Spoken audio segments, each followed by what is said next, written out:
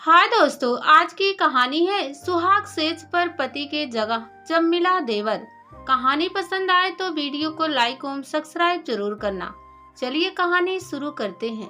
रुबीना भाभी के जनाजे को जैसे ही मैंने कंधा दिया, बदन में कपकपी सी दौड़ गई।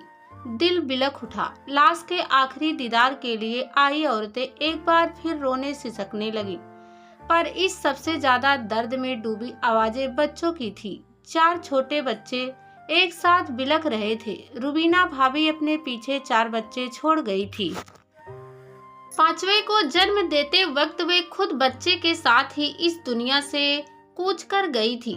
पिछली रात जब उसे दर्द उठा था तो अफजल भाई ने उसे शहर के एक छोटे अस्पताल में भर्ती कराया, पर डॉक्टर रुबीना भाभी को मौत के मुंह में जाने से नहीं बचा पाए और ना ही उनके 5वें बच्चे को ही। हंसमुख रुबीना भाभी की लाश को जब मैं हमेशा के लिए विदा देने जा रहा था तो गुजरे वक्त की यादों में डूब गया। अफजल मेरी बुआ का इकलौता बेटा था। हम एक ही शहर में रहते थे, इसलिए अक्सर एक दूसरे के यहाँ आना जाना लगा रहता था। वह मुझसे 4 साल बड़ा था, इसलिए मुझ पर बड़े भाई का रोब झाड़ता रहता था। पर जब उसकी शादी हुई तब मैंने उसे और रुबीना भाभी को खूब सताया। सुहाग रात को भाभी के कमरे में अफजल के जाने से पहले मैं पहुंच गया। रुबीना शर्म व हया की गठरी बनी लंबा सा घूंघट निकाले पलंग पर बैठी थी। मेरी आहट पाकर वह और सिमट गई। मैं आहिस्ता आहिस्ता चलता पलंग तक पहुंचा और बड़ी अदा के साथ उसकी कलाई पकड़ी और घूंघट उलट दिया। मुझे सामने पाकर वह एकदम डर गई, पर मेरे पीछे पीछे आई मेरी बहनों की खिलखिलाहट ने उसके डर को दूर कर दिया। फिर वह भी मुस्कुराए बिना ना रह सकी। इधर जब अफजल झूमता कमरे की तरफ बढ़ रहा था तो हमसे मुठभेड़ हो गई। वह बनावटी गुस्से से आंखें तरेर कर पूछने लगा, तुम सब मेरे कमरे में क्या कर रहे थे? बात यह है मियाँ, मैं हकलाते हुए बोला। क्या बात है? वह बेताबी से पूछ बैठा। तुम सब जाओ। मैं बहनों को इशारा करते हुए बोला। हाँ तो बात यह है जनाब, भाभी मायके से एक अनमोल तोहफा साथ लाई है। तोहफा हो या और कुछ, वह तो मेरे लिए है। तुम्हें इससे क्या, चलो फूटो। अफजल हाथ में बांधे फूलों को सूंघते हुए बोला। पर मियाँ साहब, वह तो तोहफे में 4 महीने का पेट लाई है। क्या? हाँ, असरारी और फातिमा ने बताया। मैं बनावटी भोलेपन से बोला। मेरे इतना कहते ही अफजल का खिला चेहरा एक बारंगी मुरझा गया।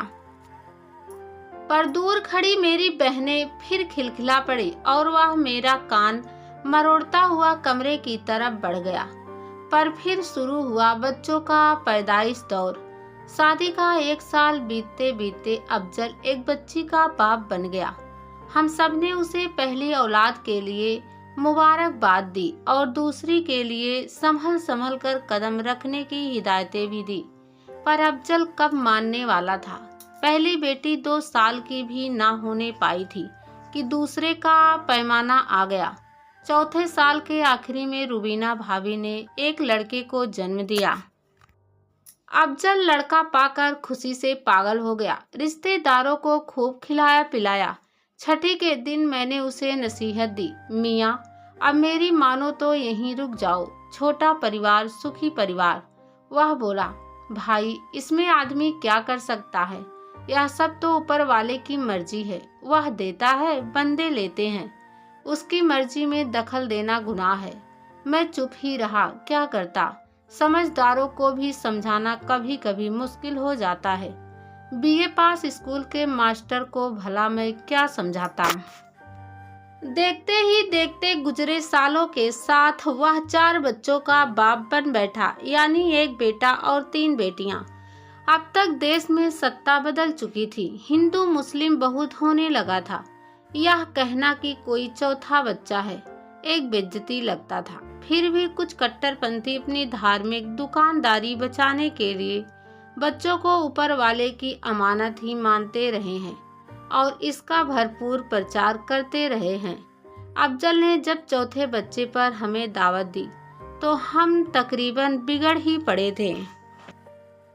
क्यों तकिया नूसी का लिबास ओढ़े हुए हो अफजल? भाभी की सेहत का भी ख्याल करो, बेचारी की हड्डियां नजर आने लगी है, जवानी में ही बूढ़ी हो गई है। पर अफजल सफाई देते हुए कहने लगा, यकीन करो भाई, मैं तो नहीं चाहता था, पर क्या करूं, ऊपर वाले की मर्जी के आगे हमारी कहाँ चलती है। और भाई, यह मर्दांगनी का भी तो सवाल है, मैं अभी बूढ़ा नहीं हुआ हूँ, यह बात हर बच्चा साबित करता है। मैं उसकी इस दलील से झुझला उठा। इसे ऊपर वाले की मर्जी नहीं, खुद की मर्जी कहो। तुम अगर परिवार नियोजन के तरीके अपनाओगे तो बच्चे कैसे पैदा होंगे?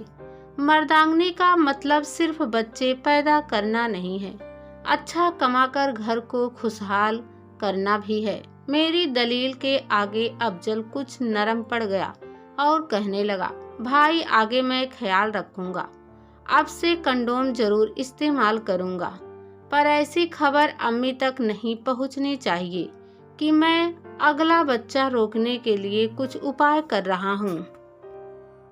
मैंने हामी भर ली और अफजल बेफिक्र हो गया। दरअसल बात यह थी कि मेरी बुआ और फुफ्फा जान दोनों कट्टर महजमी ख्यालों के थे।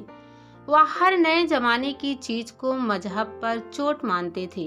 टीवी, सिनेमा, मोबाइल और परिवार नियोजन से उन्हें काफी चिढ़ थी।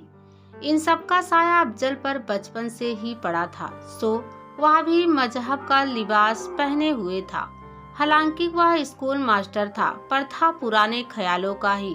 सिनेमा से अफजल को परहेज नहीं था, पर घर में लगे टीवी से उसे उसी तरह चिढ़ थी जिस तरह मेरी बुआ और फुफ्फा को थी। उनमें से कोई भी अगर मेरे घर आता तो हमें उनकी खातिर टीवी बंद करना पड़ता था। घर में मोबाइल भी बड़ी मुश्किल से आया, जब हर जगह उसकी जरूरत हर काम में पड़ने लगी।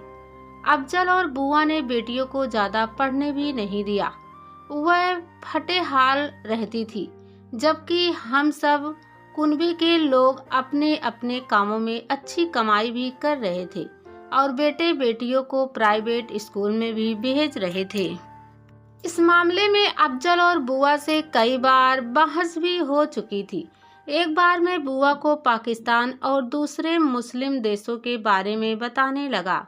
बुआ, पाकिस्तान में भी तो धड़ल्ले से फिल्में बनती है, वहाँ भी घरों में टीवी बड़े चाव से देखा जाता है, साथ ही अब होटल में कैमरे भी होने लगे हैं।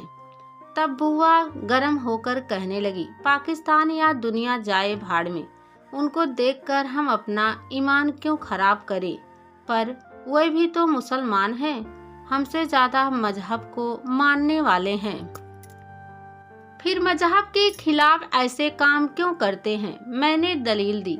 इस पर बुआ चोट करने के अंदाज से कहने लगी, अब अगर कोई जानबूझकर सुअर खाए तो दूसरा कोई क्या कर सकता है? जब मैं तुम्हें ही नहीं समझा पाई तो पाकिस्तान या अरब के बारे में क्या कह सकती हूँ? पर बुआ, टीवी या परिवार नियोजन सुअर नहीं है। मैंने बहस को आगे बढ़ाया।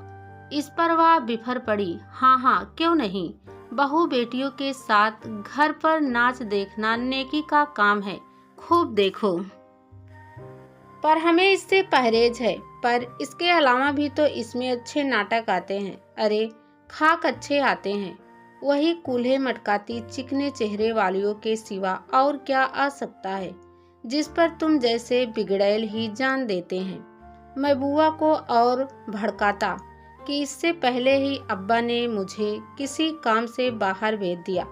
इन्हीं सायेदार पेड़ों के बीच अफजल भी पला था, सो पढ़ा लिखा होने के बावजूद वह अपने आप को ढकोसलों की दुनिया से बाहर निकाल नहीं पाया था। यही वजह थी कि चौथे बच्चे के बाद किए गए वादे के बावजूद वह 5वें बच्चे का बाप बनता। इससे पहले ही उसकी दुनिया उजड़ गई।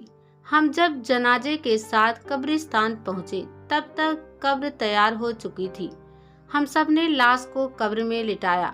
आखिरी दीदार के लिए रुबीना भाभी के चेहरे से कफन हटाया गया। सूखी लकड़ी की तरह पिचका चेहरा दिख रहा था। अफजल अपनी बीवी का आखिरी दीदार करके मुझसे लिपट गया और सिसकने लगा।